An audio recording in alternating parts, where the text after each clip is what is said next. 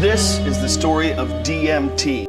This Illuminati New World Order playing card is titled Death Mask, and the description reads, "Whoever wears it can see a slightly different world through its staring eye holes. And when the mask is removed, the different world is the true one." It's pretty intense stuff, man. If you do it, you will talk to intelligent beings from other dimensions, for real. That was Joe Rogan, and he runs the world's biggest, most successful podcast. He truly believes you see another dimension, you enter another dimension, you're able to access it when you take DMT. Now, we are going to take a look at some video clips from a video by Demobius Tribe. Go subscribe to his YouTube channel right now. That's Demobius Tribe. And he took DMT, but he's having after effects. He's seeing creatures that aren't supposed to be there. Days and days and weeks after he took DMT. DMT has ruined my life.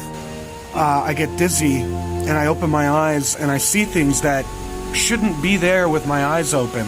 These things are freaking the shit out of me and I'm losing my mind. The ringing never stops.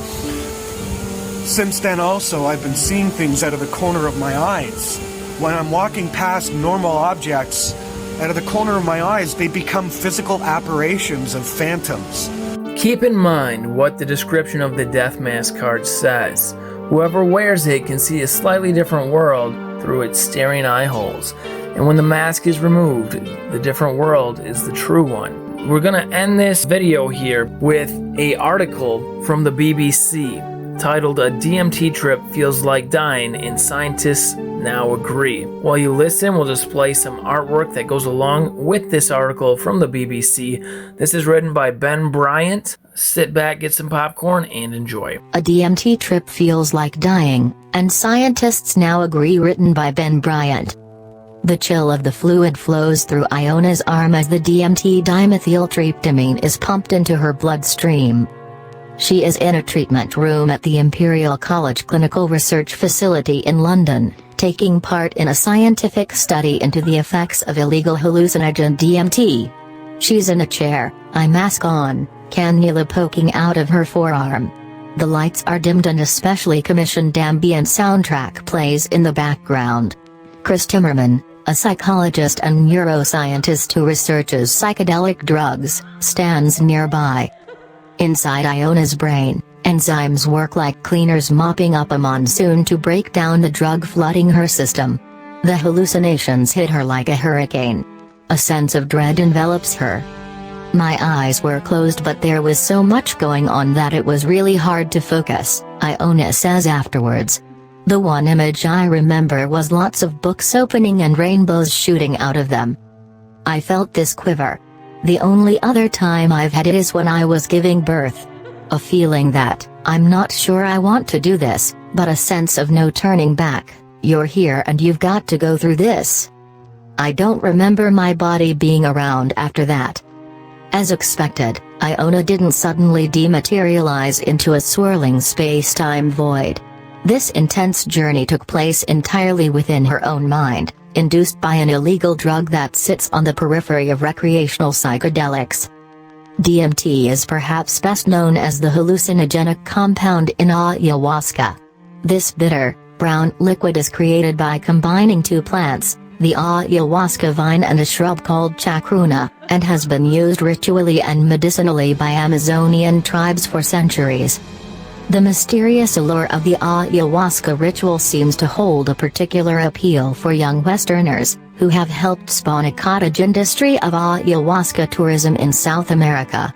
Those who seek it out may believe it can heal, provide a glimpse of death, or perhaps even the afterlife. But it is not a drug without risks. Ayahuasca could trigger issues in those who are predisposed to mental health problems, and 4 years ago, a 19-year-old British backpacker died following an ayahuasca ceremony. Like many illegal drugs, DMT's effects on the brain have not been researched much at all.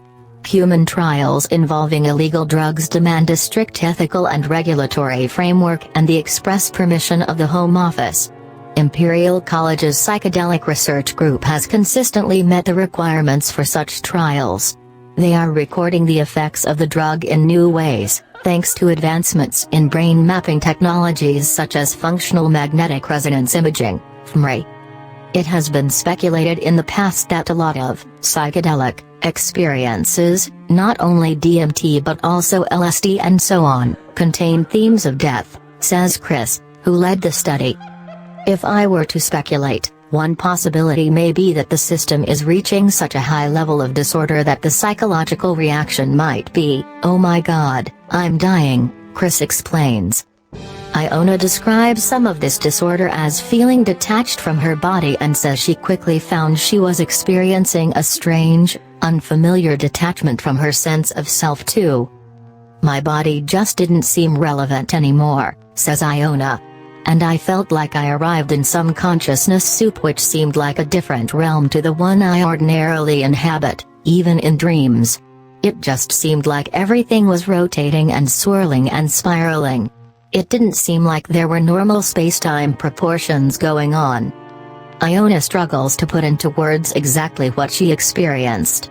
But towards the end of the test, she remembers an overwhelming feeling of gratitude that she had survived and a strange sense of reassurance. "I felt a sense that perhaps death isn't the end, not that I'm religious," she says. The dose of DMT used in the study is a tiny fraction of the toxic dose, so participants were not on the verge of death, even when they felt they were. This feeling, known as ego death, has been reported by many people experiencing intense psychedelic experiences. It can be described as a total loss of a sense of self which happens to the subject while they're still conscious, according to Chris's fellow researcher Robin Carhart-Harris. He says it's like being awake and having no sense of personal identity.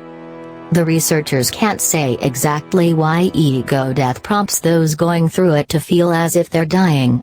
It may not be like dying at all. Clearly, nobody who's actually died can ever come back to tell the tale. But we do know about a phenomenon called a near-death experience, NDE. Philosopher and psychologist Raymond Moody coined the phrase in his 1975 book, Life After Life. Moody studied 50 people who experienced clinical death but were subsequently revived, identifying common elements: a bright light, a sense of detachment from the body, feelings of security and warmth, and encounters with spiritual beings such as angels.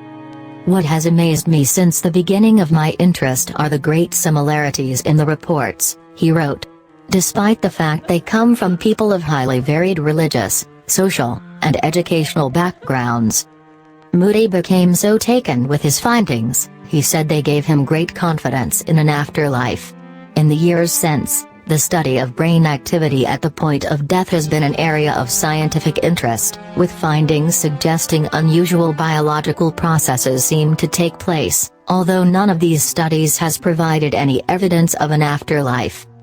Interest in NDEs peaked in 2012, when neurosurgeon Eben Alexander appeared on Oprah. Eben wrote a book called Proof of Heaven, which described a quasi-celestial encounter with millions of butterflies and a vision of his late sister, arising from a bout of bacterial meningitis. The book went on to sell millions of copies off the back of Eben's claim that his experience proved the existence of an afterlife. But it's bullshit. It's classic pseudoscience, says Robin Carhart-Harris, who designed the Psychedelic Research Group study with Chris. To this day, Eben defends his NDE claim, saying there is no scientific explanation for his experiences, which he says should not have been possible due to the level of impairment of his brain function.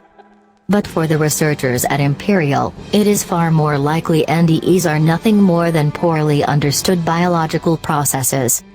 And DMT might just be a drug model for the limbo state, between life and death, explains Robin. What it emphatically is not, he adds, is a portal to the afterlife. There is nothing here to begin to enable us to propose that on DMT, you literally transcend the laws of this universe and do actually go to another world, he says. Comparing NDEs with DMT experiences has one obvious practical use: it could provide scientists with a way of studying the near-death state without nearly killing any human subjects. So the psychedelic research group collaborated with scientists in Belgium and France to record the experiences of 30 DMT participants and compare these with documented NDEs. The results were better than they had hoped. "We found that it was such a strong fit on most of the elements," says Chris. "I was quite surprised. The implications are quite profound," says Robin.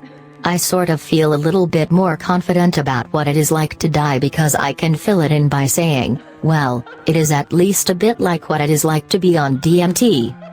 Does that provide some kind of reassurance? It does in a weird way." According to Chris, many participants reported a sense of elevated mood after the study. There is a limited body of scientific evidence of the drug's therapeutic benefits, and experts strongly discourage taking DMT in an uncontrolled setting because of documented cases of psychosis and even death. One of the stated reasons people continue to go on ayahuasca retreats, however, is the purported transformative potential of the drug. "It's probably the most intense experience I've had," says Iona. "The sense that birth and death were just a transformation rather than an end was something that felt true." Whether snapping selfies or scrolling through Instagram, we are encouraged to see ourselves reflected in everything we do. We cling to this idea that something of ego consciousness survives after death, and the idea that it doesn't is frightening, because we're so attached to our egos, says Robin. But the other probability is that when you die the world doesn't end, because it goes on for everyone else. And if that doesn't console people, then there's something narcissistic there, isn't there? He says. Because the universe goes on,